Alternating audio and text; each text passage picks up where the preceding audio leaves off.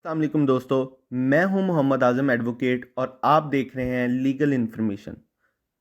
दोस्तों, पिछली वीडियो में हमने बात की थी कि जो टेनेंसी एग्रीमेंट है, जो किरायानामा है, वो कैसे बनाएं, उसको रजिस्टर्ड कैसे करें और कहां पे करें, और अगर आप उसको रजिस्टर्ड नहीं करवाते तो आपको क्या क्या नुकसानात जो हैं वो हो सकते हैं। आज हम बात करेंगे कि आपने किसी के साथ किरायानामा तय कर लिया, किरायानामा बना लिया, तहरीर कर लिया, टेनेंसी एग्रीमेंट जो है उसको क्रिएट कर लिया, किसी को अपनी जायदाद जो है किराया पर दे दी। तो उसके बाद जो है लैंडलॉर्ड के क्या क्या हकूक़ हैं, क्या क्या ज़िम्मेदारियां हैं जो उसने अदा करनी हैं, और किरायादार के ज़िम्मा क्या क्या ज़िम्मेदारियां हैं या उसके क्या क्या हकूक़ हैं जो लैंडलॉर्ड ने अदा करने हैं। तो दोस्तों, इसके लिए हमें पढ़ना पड़ेगा सेक्शन 11 से लेके 15 तक, rent premises act 2009।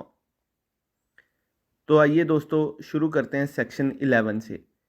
A tenant should not without the prior consent of the landlord sublet the whole or a part of the premises or transfer or assign a right under the tenancy.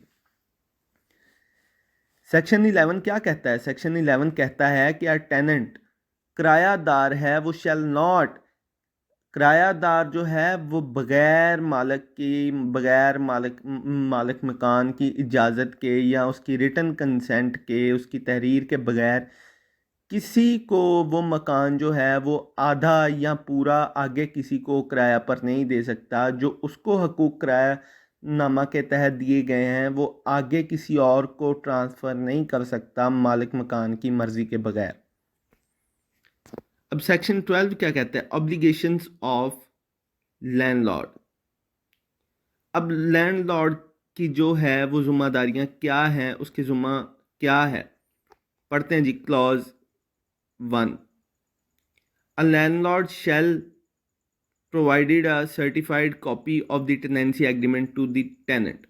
जो landlord है, जो मालिक मकान है, उसने उसकी मुसद्दका copy जो टेनेंसी एग्रीमेंट हुआ है वो किरायादार को फराहम करनी है। इसकी क्लॉज बी क्या कहती है? Subject to the tenancy agreement repair the premises as may be necessary to keep it in habitable condition or as may be required under a law for a time being in force। जो tenancy agreement हुआ है दोनों के दरमियान, उसमें जो है लिखा गया है अगर कि जो जायदाद की रिपेयरिंग है, जो किरायादारी पे जायदाद दी गई है उसकी जो रिपेयरिंग है, अगर उसमें लिखा गया है कि लैंडलॉर्ड जो मालिक मकान है उसकी रिपेयरिंग करवाएगा, तो फिर लैंडलॉर्ड के ये ज़ुम्मा है कि वो जो जो टर्म्स एंड कंडीशन हैं, जो कानून कहता है उसके मुताबिक वक्तन फ़वक्तन जो है ज़रूरत के मुताबिक उस मकान की रिपेयरिंग करवाए ताकि वो अपनी सही हालत में रहने के काबिल हो। अब इसकी क्लॉज सी क्या कहती है? पे दी टैक्स फी और charge levied on the premises under a law for a time being in force. अब लैंडलॉर्ड जो है वो उसके जो भी उस किरायादारी पे दी हुई है जायदाद, उस पे जो भी टैक्सेस होंगे गवर्नमेंट की तरफ से, वो सारा कुछ जो है मालिक मकान पे करेगा, सब्जेक्ट टू दी। अब इसको, इसकी क्लॉज टू क्या, सेक्शन 12 की क्लॉज टू क्या कहती है? Subject to the tenancy agreement a landlord shall not. अब लैंडलॉर्ड जो है उसमें सब सेक्शन 2 में जो है उसको मना कर दिया गया, वो क्या क्या नहीं कर सकता। इसकी क्लॉज ए कहती है जी, कट ऑफ, सस्पेंड और विद होल्ड विदाउट जस्ट और sufficient cause and enmity utility और ईजमेंट ऑफ द प्रीमिसेस। जो मालिक मकान है वो बगैर किसी वजह के उसका रास्ता बंद नहीं कर सकता। जो मालिक मकान ने जो जायदाद किराए पे दी हुई है उसका उसका आने जाने का रास्ता बंद नहीं कर सकता, उसका पानी बंद नहीं कर सकता, उसकी जो बिजली है वो कट ऑफ नहीं कर सकता। अब क्लॉज बी क्या कहती है? Enter the premises without giving the tenant a reasonable notice. अगर मालिक मकान ने जो मकान किराए पे दिया है उसके अंदर दाखिल होना है किसी भी वजह से, उसको देखने के लिए या उसकी जांच पड़ताल करने के लिए, तो फिर वो टेनेंट को पहले नोटिस देगा, उसके बगैर वो उसके अंदर दाखिल नहीं हो सकता। अब इसका जो सबसेक्शन 3 है वो क्या कहता है, if the landlord neglects or fail to fulfil an application under this act or the tenancy agreement, the tenant may file an application in the rent tribunal for an order directing the landlord to fulfil the obligations. अब अगर मालिक मकान जो है वो इन ज़िम्मेदारियों से मुनहरिफ हो जाता है, या जो terms and conditions tenancy agreement में तय पाई हैं दोनों के दरमियान उनसे मुनहरिफ हो जाता है, तो फिर जो टेनेंट है, जो किराएदार है, उसके पास इख्तियार हासिल है उसको कि वो रेंट ट्रिब्यूनल में एप्लीकेशन और एक एप्लीकेशन फ़ाइल करेगा, और फिर जो रेंट ट्रिब्यूनल है वो मालिक मकान को जो है वो डायरेक्ट करेगी, ऑर्डर देगी कि आप जी जो आपकी टर्म्स एंड कंडीशंस हैं, जो आपकी ऑब्लिगेशंस हैं, उसको फुलफ़िल करें। अब सब क्लॉज 4 क्या कहती है, द रेंट ट्रिब्यूनल में if a tenant has been in enjoyment of an amenity, utility or easement which has been cut off, suspended or withheld without just or sufficient cause, make an order directing the landlord to restore the amenity, utility or easement। अगर जो है वो किराएदार जो है उसकी बिजली को मालिक मकान कट कर देता है, उसके पानी को बंद कर देता है, या उसके रास्ते को बंद कर देता है, तो फिर जो रेंट ट्रिब्यूनल है वो मालिक मकान को डायरेक्ट कर सकती है जी उसको रीस्टोर करे, दोबारा से उसको अपनी असली हालत में लेके आए। अब क्लॉज बी क्या कहती है जी, authorise a tenant to restore the amenity, utility or easement as his expense and defray the expenses allowed by the rent tribunal from the rent। अब क्लॉज बी कहती है जी कि अगर डायरेक्शन के बावजूद भी जो मालिक मकान है वो उस बिजली को, उस पानी को दोबारा फराहम नहीं करता किराएदार को, या कोई भी ऐसा मामलात हो जाते हैं जैसा कि रास्ता बंद कर देता है, या घर की कोई हालत जो है वो खस्ता है, रिपेयरिंग मांगती है, तो फिर जो है वो किराएदार अपने खर्चे पे करवाएगा सारा कुछ, और जो उसका रेंट होगा जगह का, मकान का, उसमें से वो कट कर लेगा अपनी जो लागत आई है उस पर, रिपेयरिंग पे।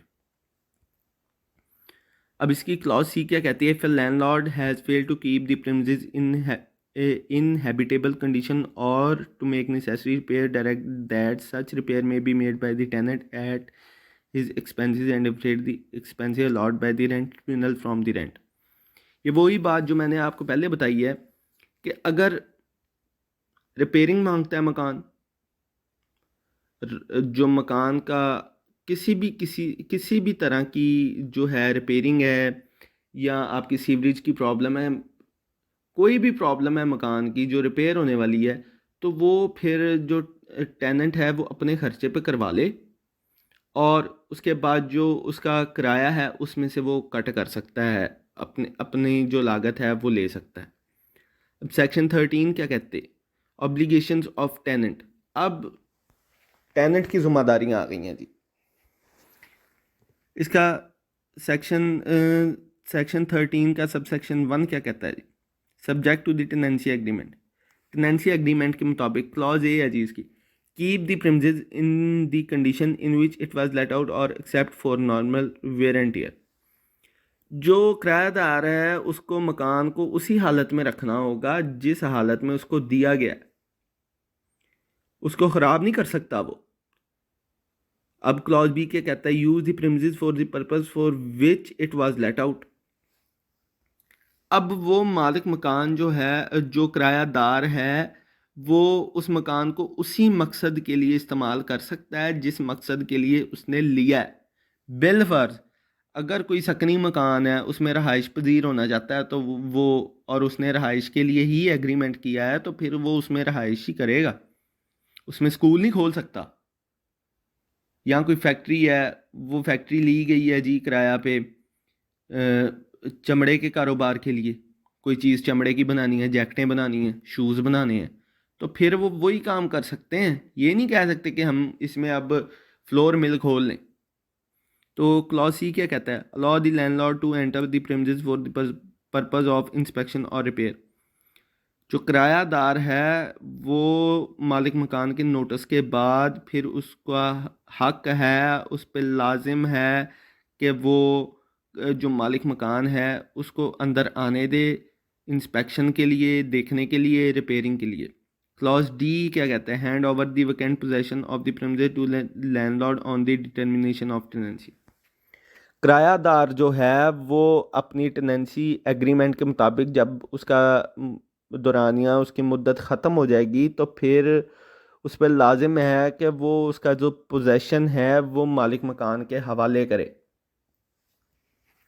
अब क्लॉज ई क्या कहती है जी? Not cause nuisance to the neighbours of the premises. जो आपके हमसाए हैं उनको तंग नहीं करना किरायादार ने। किराएदार पे ये लाजिम है कि वो जहाँ पे रह रहा है उसने अपने हमसायों को, मोहल्लेदारों को तंग नहीं करना, न्यूसेंस क्रिएट नहीं करनी। क्लॉज एफ क्या कहता है जी? Not make a structural change in the premises without the prior return consent of the landlord. कि जो किरायादार है वो किसी भी तरह से उसमें तब्दीली नहीं कर सकता मकान में।